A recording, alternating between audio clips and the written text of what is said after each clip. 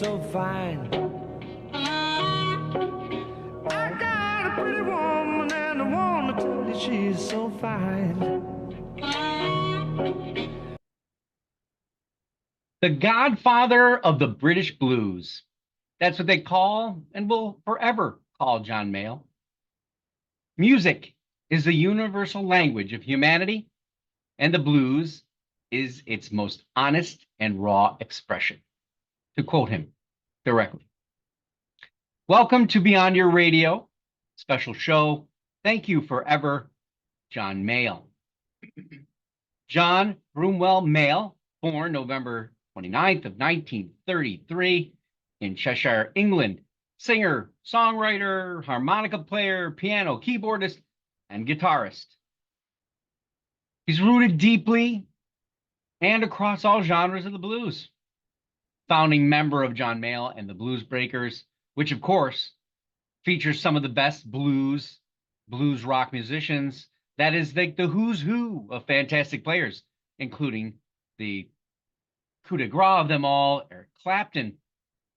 But let's not forget John McVie of Fleetwood Mac, Mick Taylor, the Rolling Stones, Jack Bruce of Cream, Peter Green, Fleetwood Mac, Mick Fleetwood of Fleetwood Mac.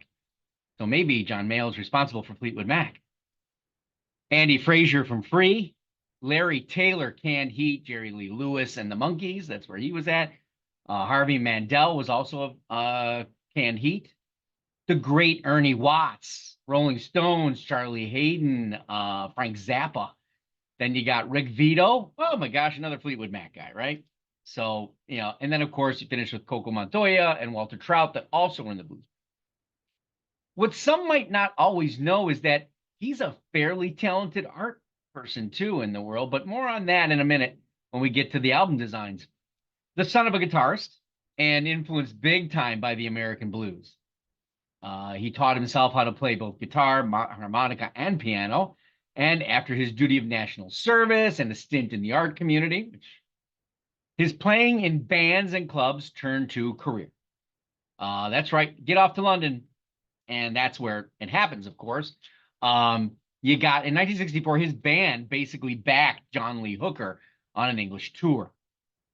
If you're going to learn the blues and how to present it, I guess there's a guy to be behind. In 1965, enter Slohan, Eric Clapton, to the Blues Breakers. And that's where, well, the intention to the band starts to happen. Obviously, Clapton's not exactly a stay-at-home player. He's in and out. And most of you probably know about Peter Green coming in, Vito, Jack Bruce, and then, of course, Clapton comes back. Green gets the boot. We got the boot, or he just realized, you know, let Clapton in, I'll come back. And of course, that messes up the scene again.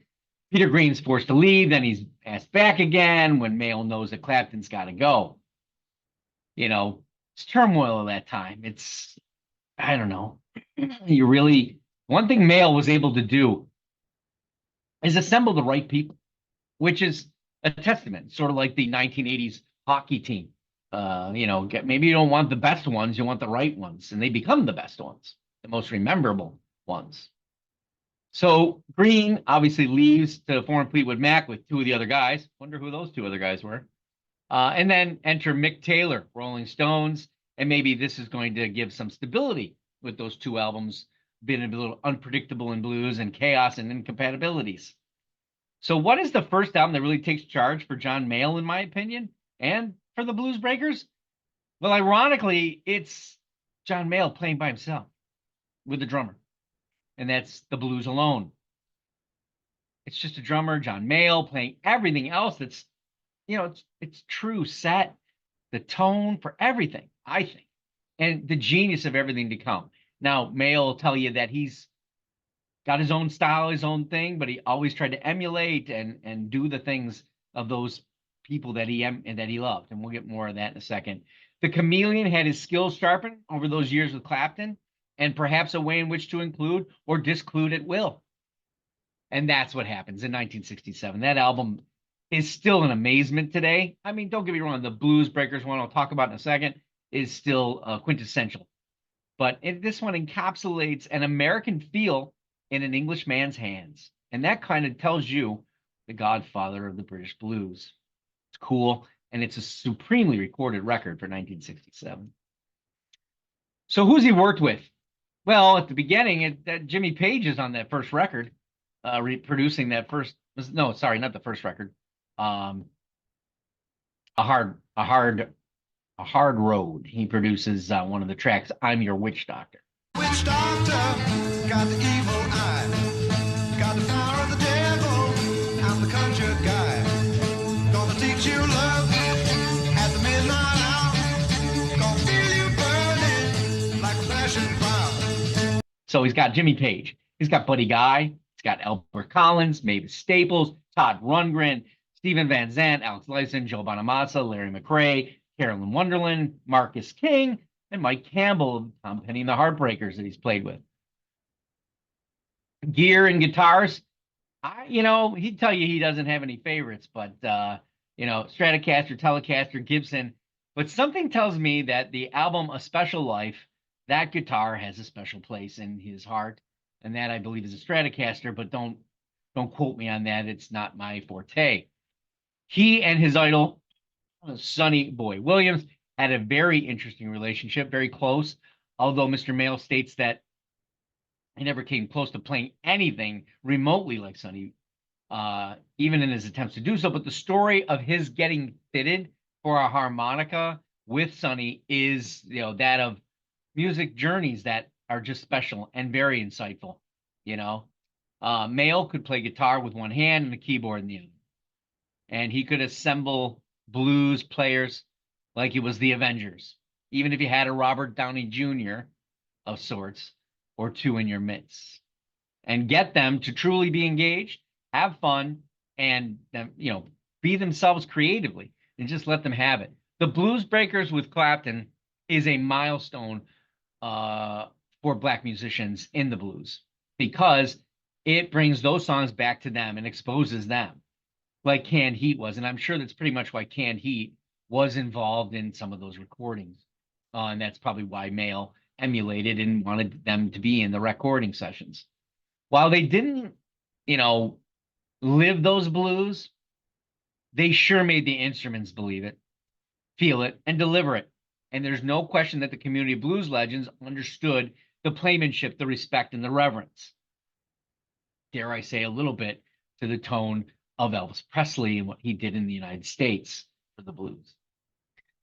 In the accolades, he is a member of the Rock and Roll Hall of Fame in the category of music influencer. That seems to be fitting to me, but that was 2024 he just got inducted. He's been doing this since 1966.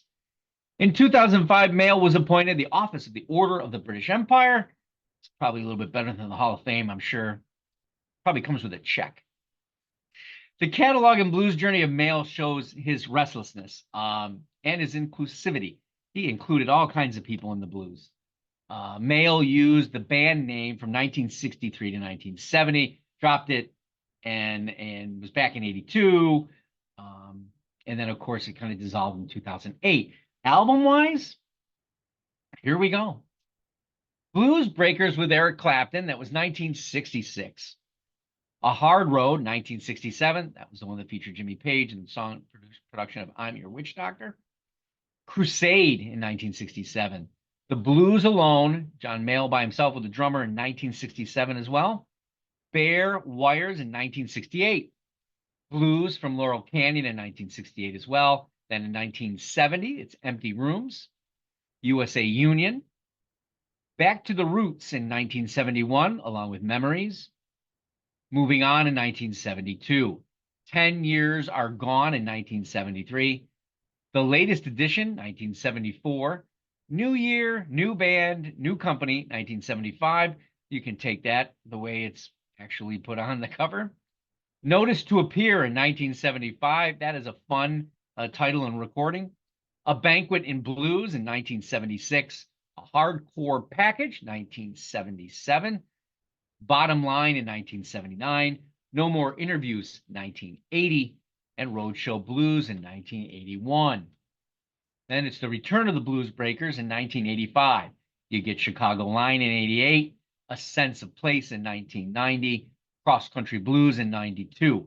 the excellent Wake Up Call in 1993, Spinning Coin in 1995, Blues for the Lost Days in 1997, Padlock on the Blues in 1999. Now, Along for the Ride in 2001, well, that's where he brings in the Friends anniversary.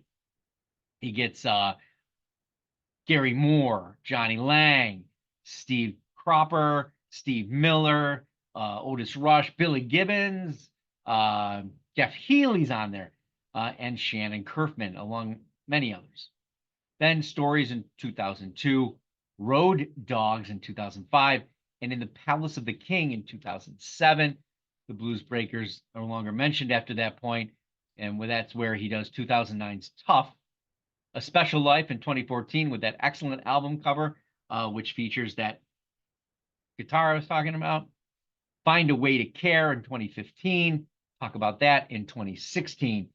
Nobody Told Me in 2019. The Sun is Shining Down in 2022. So the British blues godfather invented and reinvented his band and himself with multiple genres of blues. A first wind was more reverence. A second wind, well, that was the improv thing and finding improv. A third wind, that's playing it for himself. A fourth wind, laying it on other instruments like horn sections and other sides, even jazz. And a fifth wind in later years where it just all comes together, playing live, remembering all that got him and those people around him where they are today and where they'll all be forever. His blues presence and leadership will always be on the wind of those who accept the blues, appreciate it fully, and bring it to their own improvisations, careful to still ride the original breath it continues to flow on and give. We're on the web at beyondyourradio.com, Facebook, Twitter, Instagram, YouTube. Thank you for watching and happy listening.